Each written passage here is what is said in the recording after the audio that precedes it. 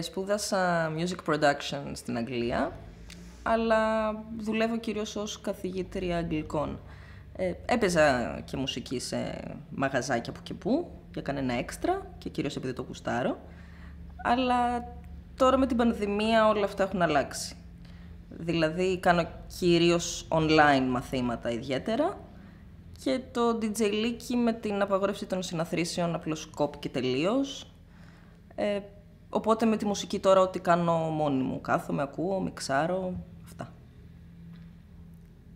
Εγώ δουλεύω ως τηλεφωνήτρια σε μια εταιρεία που παρέχει υπηρεσίες σε άλλες εταιρείες, μεγάλες εταιρείες δηλαδή, τεχνολογίας. Τη δουλειά αυτή τη βρήκα σε μια περίοδο που ήθελα να μην σκέφτομαι πολύ, οπότε ήταν ιδανική τότε. Αυτή η ρουτίνα μου είχε έτσι αρέσει γιατί είχε μια ασφάλεια μέσα. Στην πορεία αυτό με κούρασε, οπότε την κάνω για να ζήσω. Κοίτα, η διδασκαλία από απόσταση, γίνεται, αλλά δεν έχει καμία σχέση. Δηλαδή, λείπει όλο αυτό το κομμάτι της κίνησης, της επαφής με τον μαθητή, ειδικά όσον αφορά τη διδασκαλία στα παιδιά, δεν υπάρχει καμία σχέση. Χάνεται το πιο σημαντικό κομμάτι, δεν μπορώ να σου πω τι είναι αυτό. Τώρα, ως προς τη μουσική, κάθομαι, πειραματίζομαι μόνη μου, αλλά μου λείπει αυτό το άμεσο feedback, που θα έρθει ο άλλος, θα σου πει κάτι, θα γελάσεις, θα σε κράξει. Αυτό δεν μπορείς να το αντικαταστήσεις. Δηλαδή, το δημιουργικό κομμάτι γίνεται, αλλά μετά από λίγο ρουτινιάζω. Στην αρχή, φυσικά δουλεύαμε από τα γραφεία της εταιρείας. Με το ξέσπασμα της πανδημίας όμως έπρεπε να ξεκινήσουμε να δουλεύουμε από το σπίτι. Στην αρχή αυτό με βόλεψε, γιατί γλίτωσα όλο αυτό το χαμό στους δρόμους, το κυκλοφοριακό κομφούζιο της Αθήνας και έτρωγα πολύ καλύτερα, σε καλύτερες ώρες. Στην πορεία όμως άρχισαν να μπλέκονται πολύ τα όρια μεταξύ του επαγγελματικού και του προσωπικού. Όλο πράγμα ξεχύλωσε, γιατί από την εταιρεία μας βάζουν κάποιους στόχους και είναι δύσκολο να τους πιάσεις. Οπότε το ωράριο άρχισε να γίνεται χαοτικό και δεν ήξερα πια αν είμαι στο σπίτι μου ή στο γραφείο. Και μου έλειπαν πολύ και οι συνάδελφοι και μου λείπουν ακόμα, γιατί περνούσαμε πολύ καλά στα διαλύματα. Εντάξει, μη φανταστείς τίποτα τρελά διαλύματα. 2 τζούρες, ένα καφεδάκι εκεί πέρα στα γρήγορα και πάλι μέσα, έτσι. Αλλά και στα δύσκολα ήμασταν πολύ ενωμένοι και τώρα δεν ξέρω καν που βρίσκονται. Ευτυχώς κάπου εκεί ήρθε η ιδέα της Δήμητρας. Βασικά και η Θάλια και εγώ μέναμε μόνες μας, ακολουθώντας τις συστάσεις. Εγώ νοικιάζω ένα διαμέρισμα ψιλοπαλιό, αρκετά φτηνό. Η Θάλια νοικιάζει εδώ το τριάρι από μια φίλη της σε πολύ καλή τιμή. Και τα δύο έχουν αρκετό χώρο. Η ιδέα ήταν να συγκατοικήσουμε στο σπίτι της και να κάνουμε το χώρο εδώ πέρα, τον δικό μου χώρο εργασίας. Ναι, καλησπέρα σας. Κάνουμε μια έρευνα για ψηφιακά εργαλεία επικοινωνίας. Θα μπορούσα να σας απασχολήσω για λίγο? Πολύ ωραία, πολύ ωραία. Ποια είναι η ηλικία σας? Ωραία. Τόπος διαμονής? Αριθμός ατόμων στο νοικοκυριό σας? Αριθμός ηλεκτρονικών υπολογιστών? Πώς επικοινωνείτε αυτή την περίοδο? Χρησιμοποιείτε κάποια εφαρμογή τηλεδιάσκεψης? Αν ναι, ποια? Η εφαρμογή αυτή είναι απαραίτητη στην εργασία σας? Η εφαρμογή αυτή σας επιτρέπει να έχετε περισσότερο ελεύθερο χρόνο? Πραγματοποιείτε βιντεοκλήσεις? Αν ναι, πόσο συχνά? Μία φορά την εβδομάδα? Μία φορά στις 3 μέρες? Μία φορά την ημέρα? Παραπάνω από μία φορά την ημέρα? Δεν ξέρω, δεν απαντώ. Μάλιστα. Είστε ικανοποιημένος με την ποιότητα της επικοινωνίας? Η επικοινωνία μέσω τηλεδιάσκεψης σας κουράζει? Η επικοινωνία μέσω τηλεδιάσκεψης σας προσφέρει δυνατότητες διασκέδασης? Πολύ, αρκετά, λίγο, καθόλου? Δεν ξέρω, δεν απαντώ. Σίγουρα υπάρχουν πράγματα για τη δουλειά του άλλου που δεν μπορείς να τα καταλάβεις. Όσο και να σου τα περιγράψει, με όση λεπτομέρεια και να σου τα πει, άμα δεν το δεις από κοντά, απλώς δεν μπορείς να τα φανταστείς. Σπάει η μονοτονία. Γιατί εκεί που έχω κουραστεί, έχω βαρεθεί από τη δουλειά μου, η Δήμητρα με φωνάζει, μου βάζει κάτι καινούριο να ακούσω, κάτι που έχει γράψει η ίδια και είναι και πάρα πολύ καλή.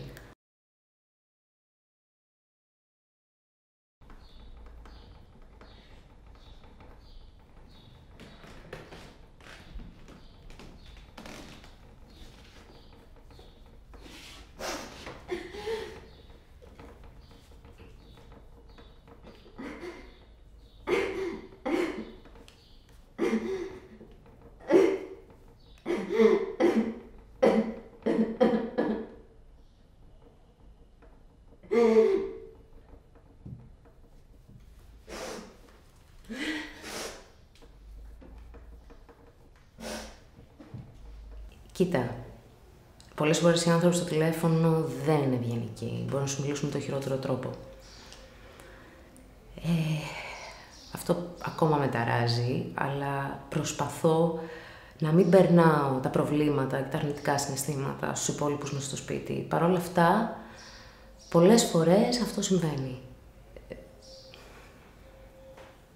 Stop. Δυσκολίες υπάρχουν μπόλικες, ειδικά στην αρχή και ακόμα δηλαδή. Νομίζω είναι λίγο πιο δύσκολο για τη Θάλια, γιατί εδώ ήταν το σπίτι της, ήταν ο χώρος που άραζε, ήταν ο προσωπικός της χώρος.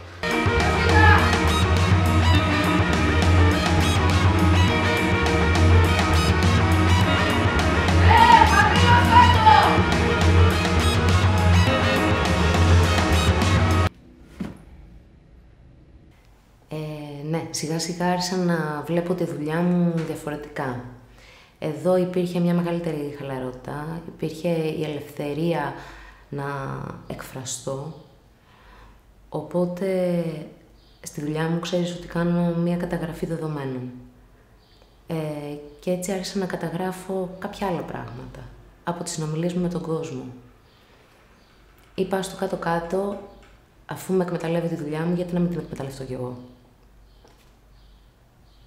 Θες να μας διαβάσεις κάτι από αυτά που έχεις γράψει?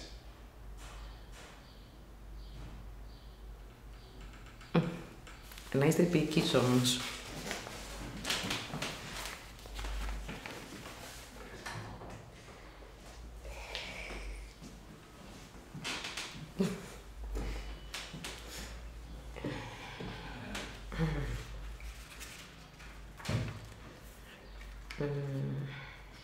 Να βρω ένα καλό.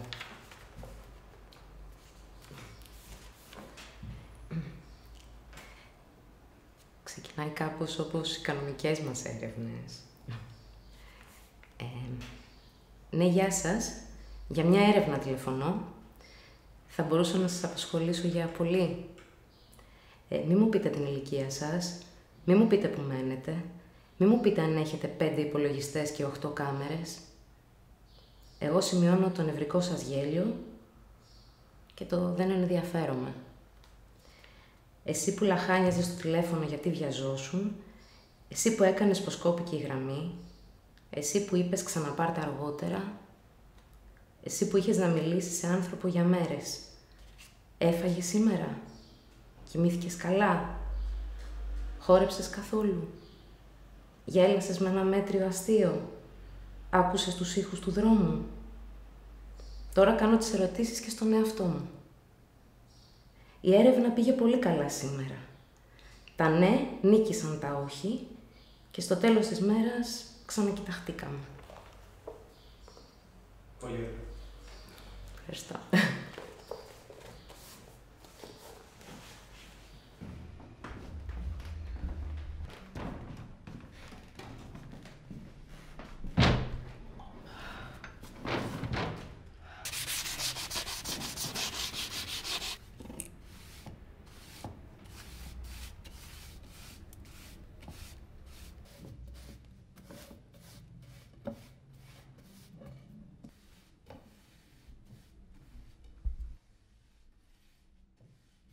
Λοιπόν, εγώ είχα εδώ ένα μαγαζάκι πιο κάτω με έπιπλα και τα κορίτσια τα γνώρισα στη γειτονιά.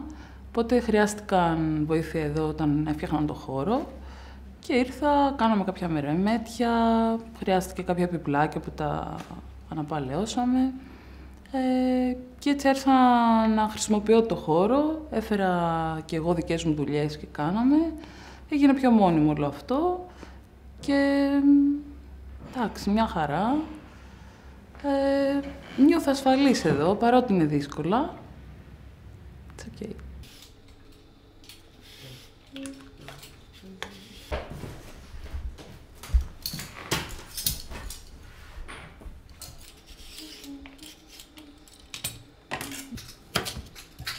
Καλό κάνω.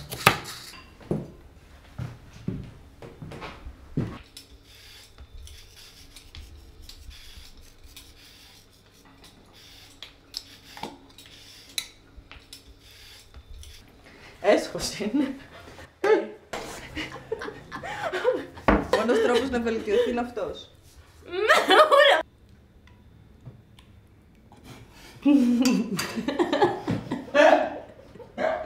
Only the truly lost.